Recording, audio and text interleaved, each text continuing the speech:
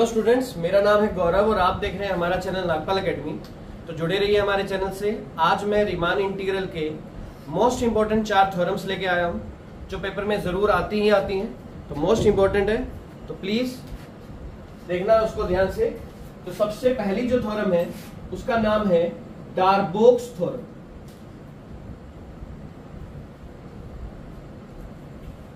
डार्बोक्स theorem ये क्या कहते हैं? देखो, इसकी पिछली 3 वीडियोस का जो लिंक है मैं इसके सब्सक्रिप्शन डिस्क्रिप्शन में डाल दूंगा, तो प्लीज उसको ध्यान से देख लेना। डार्बोक्स थ्योरम क्या कहते हैं? डार्बोक्स थ्योरम स्टेट एंड प्रूव आती है हमेशा, और मोस्ट इंपोर्टेंट थ्योरम है, पक्का पेपर में आएगी। स्टेटमेंट कहती है कि if f is bounded function, अगर f जो है बाउंडेड फंक्शन है, कहते हैं देन प्रूव दैट, तब प्रूव करो कि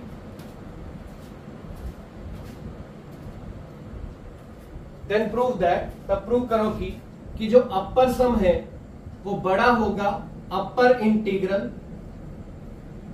प्लस एप्सिलॉन से, और लोअर सम जो है वो लेस देन होगा लोअर इंटीग्रल माइनस एप्सिलॉन से। ये हमने प्रूव कर दिया। तो प्रूफ में लिखेंगे कि let P be the partition. P एक पार्टीशन है ए बी का, मतलब यहां पर P has only 2 elements. P के अंदर सिर्फ 2 elements. Let P1 be the refinement of partition a b. मान लो P1 जो है A और B पार्टीशन का रिफाइनमेंट है, मतलब P1 रिफाइनमेंट है। रिफाइनमेंट का मतलब होता है जिसके अंदर हम पार्टीशन को एक्सपेंड कर देते हैं। अब हमने एक्सपेंड कर दिया, A से B को एक्सपेंड कर दिया। हमने एक्सपेंड ऐसे किया, A is equal to x0, x1, x2, x3 से लेकर xp ले लिए, xp is equal to b लिख दिया। मतलब here P1 has P plus 1 elements. यहां पर P1 में टोटल P प्लस 1 एलिमेंट्स, मतलब here P1 has P minus 1 more elements than P। देखो, P के अंदर तो सिर्फ 2 एलिमेंट थे, P1 में P प्लस 1 एलिमेंट है, तो P1 में P से P माइनस 1 एलिमेंट जाना है। P प्लस 1 में से हमने 2 को सब्ट्रैक्ट कर दिया। फिर हम कुछ लेट करेंगे, इस तरीके से है कि सच दैट, इस तरीके से है कि हमने माना कि अपर सम ऑफ P1 को हमने मान लिया greater than upper integral plus epsilon by 2 से इसको 1 मानेंगे, और फिर हम मानेंगे कि डेल को हम बड़ा मानेंगे, epsilon bye 4k P minus 1 मानेंगे। ये भी याद रखना पड़ेगा हमें, epsilon bye 4k P minus 1 माना। फिर हम कहेंगे if P1 has P minus 1 more elements than P। अगर P1 में P से P माइनस 1 एलिमेंट ज्यादा है, तो एक रूल होता है कि upper sum of P1 minus 2P minus 1 के डेल बड़ा हो जाएगा अपर सम ऑफ, यहां पर P आएगा, यहां पर P1 आ जाएगा। ये बात याद रखनी है, अपर सम ऑफ P1 हो जाएगा, ये चीज याद रखनी पड़ेगी। अब हम क्या करेंगे, माइनस वाला इधर जाकर प्लस हो जाएगा, तो यहां पर आएगा अपर सम ऑफ P बड़ा हो जाएगा upper sum of P1 plus 2P minus 1 into k into में डेल आ जाएगा। अब हमने क्या करना है, अपर सम ऑफ P1 हमारा इससे बड़ा था, तो ये वैल्यू लिख देनी है। यहां पर P1 की जगह लिख देंगे हम यहां पर अपर integral plus epsilon by 2 plus 2P minus 1 के डेल लिख देंगे हम यहां पर। अब डेल की value epsilon bye 4k P minus 1 लिख देंगे यहां पर, तो यहां पर आ जाएगा a up to b note fx dx plus epsilon by 2 plus 2P minus 1 के डेल की जगह लिख देंगे epsilon bye 4k P minus 1 लिख देंगे। तो P माइनस 1 से P माइनस 1 कैंसिल, k से k कैंसिल, एप्सिलॉन बाय 2 आ जाएगा। तो ये आउटपुट आ जाएगी a up to b note fx dx plus epsilon by 2 plus epsilon by 2 आ जाएगी। तो ये आ जाएगा upper integral plus epsilon by 2 आ जाएगा, और ये सारा ग्रेटर देन चल रहा है। तो यही हमने प्रूव करना था कि अपर सम ऑफ पी बड़ा हो जाएगा upper integral plus epsilon by 2 plus epsilon by 2 epsilon हो जाएगा और हेंस प्रूव्ड हो जाएगी। ये थी हमारी डार्बॉक्स थ्योरम का फर्स्ट पार्ट। अब हम करते हैं डार्बॉक्स थ्योरम का सेकंड पार्ट, मतलब लोअर सम वाला पार्ट लेके चलते हैं। तो जब हम लोअर सम वाला पार्ट लेके चलेंगे तो कैसे करेंगे लोअर सम वाला पार्ट? लोअर सम में हमने क्या करना है, ये पूरा का पूरा तो एज इट इज लिखना ही है। एक बार स्क्रीनशॉट ले लो आप सभी।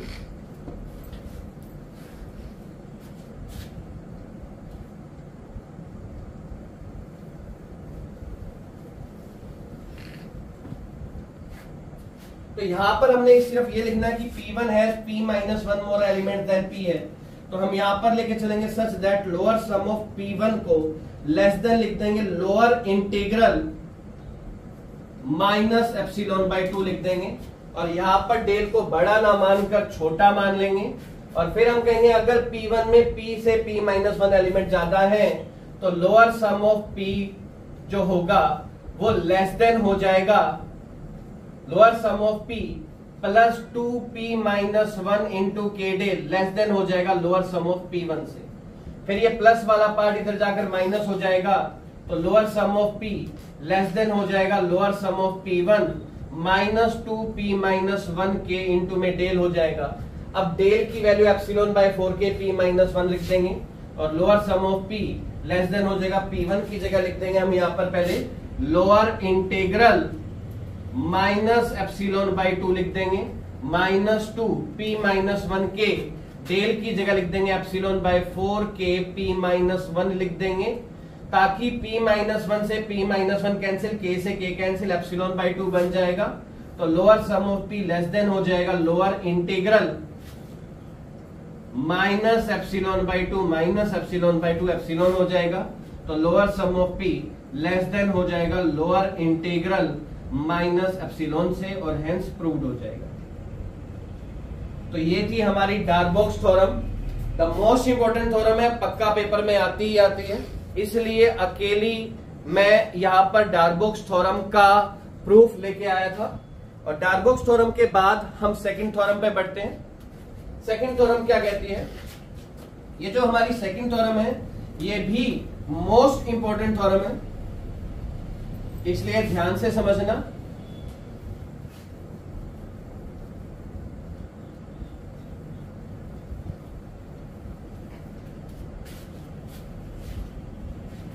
तो अगर ये मेरी वीडियो आपको पसंद आ रही है, समझ में आ रहा है कुछ, तो प्लीज मेरे लेक्चर को लाइक कर दें और मेरे चैनल को सब्सक्राइब कर दें।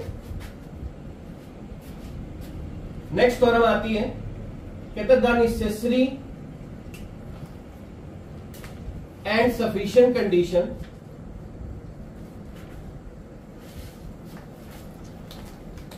for a function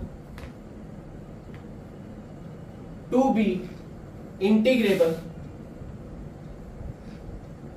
when upper sum of P minus lower sum of P का मोड लेस देन एप्सिलॉन होगा।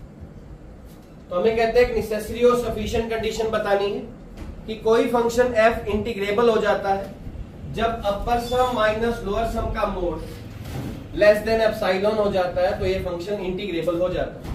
तो ये प्रूफ कैसे करना? प्रूफ में लिखेंगे, सबसे पहले लिखेंगे condition is necessary. Condition is necessary में हम लिखेंगे कि bye Darboux theorem, bye Darboux theorem के अकॉर्डिंग हमें पता है कि अपर सम जो है वो बड़ा होता है अपर इंटीग्रल प्लस एप्सिलॉन से, और लोअर सम जो है वो लेस देन होता है लोअर इंटीग्रल माइनस एप्सिलॉन से। हमें पता, क्योंकि ये फंक्शन रीमान इंटीग्रेबल है तो हम क्या करेंगे, अपर इंटीग्रल, क्योंकि ये फंक्शन गिवन में दे रखा है कि रीमान इंटीग्रेबल है, अगर कोई फंक्शन रीमान इंटीग्रेबल होता है तो रूल होता है कि लोअर इंटीग्रल इक्वल होता है अपर इंटीग्रल इक्वल होता है रीमान इंटीग्रल के। तो अब हम क्या करेंगे, अपर को भी रीमान में और लोअर को भी रीमान में तोड़ देंगे और एप्सिलॉन को एप्सिलॉन बाई 2 लिख देंगे और यहां पर साइन चेंज करके दोनों को सब्ट्रैक्ट कर देंगे। कुछ भी नहीं करना, सिर्फ साइन चेंज कर देने हमने, सिर्फ साइन चेंज कर दिया। जैसे माइनस अपर सम लिख दिया हमने, लेस देन हो गया minus Riemann integral minus epsilon by 2 लिख दिया और यहां पर था लोअर सम, लेस देन था Riemann integral minus epsilon by 2, दोनों को जोड़ देंगे, एप्सिलॉन बाई 2 एप्सिलॉन हो जाएगा। तो यहां से आ जाएगा अपर सम माइनस लोअर सम का जो मोड है वो लेस देन एप्सिलॉन हो जाएगा, हेंस प्रूव्ड हो जाएगा। ये तो थी नेसेसरी कंडीशन। अब लेके आते हैं सफिशिएंट कंडीशन पे। सफिशिएंट कंडीशन क्या कहती है? सफिशिएंट कंडीशन ये कहती है कि गिवन में दे रखा है कि फंक्शन में अपर सम माइनस लोअर सम का जो मोड है वो लेस देन एप्सिलॉन है। हमें प्रूव करना है कि ये फंक्शन रीमान इंटीग्रेबल होगा। अब कोई फंक्शन रीमान इंटीग्रेबल तब होगा जब अपर इंटीग्रल लोअर इंटीग्रल के इक्वल होगा। तो upper sum minus lower sum less than epsilon करेंगे और फिर मैं लिखूंगा, अगर मैं लिमिट एप्सिलॉन टेंड्स टू 0 लिख देता हूं तो अपर सम जो है वो लोअर सम के इक्वल हो जाता है। फिर हम दोनों तरफ limit n tends to infinity कर देंगे। अपर सम में n tends to infinity upper integral होता है और लोअर सम में n tends to infinity lower integral होता है। और आपको पता है जब भी अपर इंटीग्रल लोअर इंटीग्रल के इक्वल आ जाता है तो वो फंक्शन रीमान इंटीग्रेबल बन जाता है, तो हेंस प्रूव्ड हो जाएगा। ये थी हमारी second theorem, the most important theorem है ये भी। स्क्रीनशॉट ले लें आप सभी इसका। नेक्स्ट आगे बारी आती है थर्ड थ्योरम की।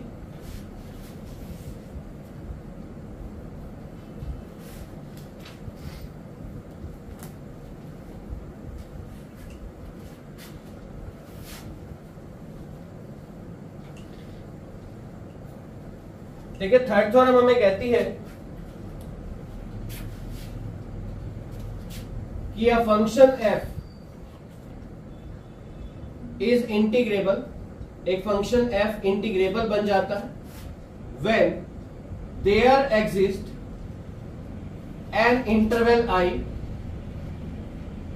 जब वहां पर एक इंटरवल I एग्जिस्ट करता है, such that upper sum minus I का मोड भी लेस देन एप्सिलॉन होगा और आई माइनस लोअर सम का मोड भी लेस देन एप्सिलॉन होगा। ये हमने प्रूव करना है। प्रूफ में लिखेंगे, पिछली थ्योरम से हमें पता है कि ये फंक्शन f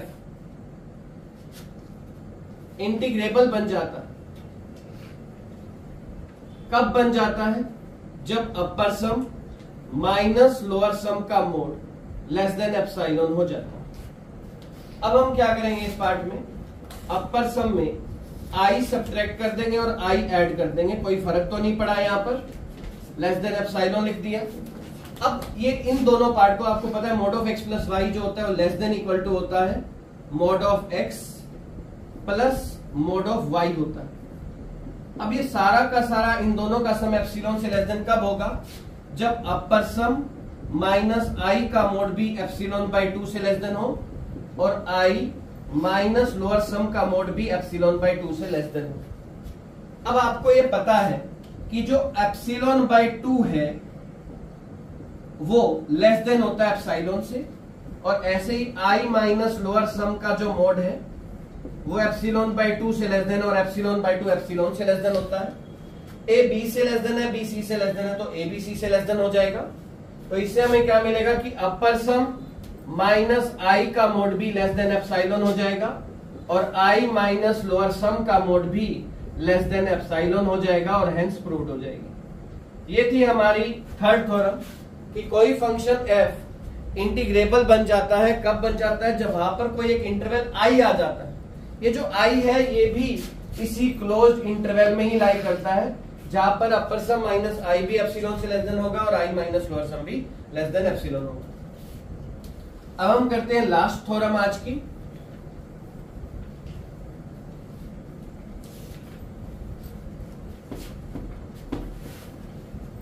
लास्ट थ्योरम कहती है कि a function f which is continuous on closed interval, that function must be integrable on that interval. कहते हैं एक फंक्शन जो क्लोज्ड इंटरवल पर कंटिन्यूस होता है वो फंक्शन उसी इंटरवल पर इंटीग्रेबल भी होगा। तो प्रूफ में लिखेंगे a function which is continuous on closed interval, that function must be uniform continuous on that interval. एक फंक्शन जो क्लोज इंटरवल पर कंटिन्यूस होता है वो फंक्शन हमेशा यूनिफॉर्म कंटिन्यूस होता है। Every uniform continuous function, every uniform continuous function is bounded. प्रत्येक यूनिफॉर्म कंटिन्यूस फंक्शन जो होता है बाउंडेड होता है। फिर हम कहेंगे इफ fx is bounded, अगर fx बाउंडेड है then it must contain lower bound and upper bound. अगर कोई फंक्शन बाउंडेड है तो पक्का लोअर बाउंड को भी कंटेन करेगा और अपर बाउंड को भी कंटेन करेगा। Let small M R be its lower bound. मान लो स्मॉल एम आर इसका लोअर बाउंड है and capital M are be its upper bound. और हमने मान लिया कि स्मॉल एम आर इसका लोअर बाउंड है और कैपिटल एम आर इसका अपर बाउंड है, सच दैट इस तरीके से माना है कि capital M R minus small M r का मोड लेस देन है एप्सिलॉन बाय बी माइनस ए से। ये लेट करना पड़ेगा, इसको एक मान लेते हैं। फिर हमें पता है कि कोई फंक्शन इंटीग्रेबल कब हो जाता है, जब अपर सम माइनस लोअर सम का जो मोड है वो लेस देन एप्सिलॉन हो जाता है। तो अपर सम माइनस लोअर सम है, अपर सम का मतलब हो गया सिग्मा आर की वैल्यू 1 से लेकर एन तक capital M R del r minus sigma are की वैल्यू 1 से लेकर एन तक स्मॉल एम आर इंटू में डेल आर लिखते हैं। तो यहाँ पे लिख दिया सिग्मा आर की वैल्यू 1 से लेकर एन तक capital M R minus small M R into में डेल आर लिख देंगे। आपको बताया मैंने capital M R minus small M R जो है less than epsilon by B minus ए से, तो ये लेस देन हो जाएगा epsilon by B minus A sigma are की वैल्यू 1 से लेकर एन तक डेल आर हो जाएगा। और आप सबको पता है कि डेल आर का मतलब होता है सारी इंटरवल की लेंथ का सम। सारी इंटरवल की लेंथ का जो सम होता है वो हमेशा बी माइनस ए होता है, तो ये कैंसिल हो जाएगा, लेस देन एप्सिलॉन बन जाएगा।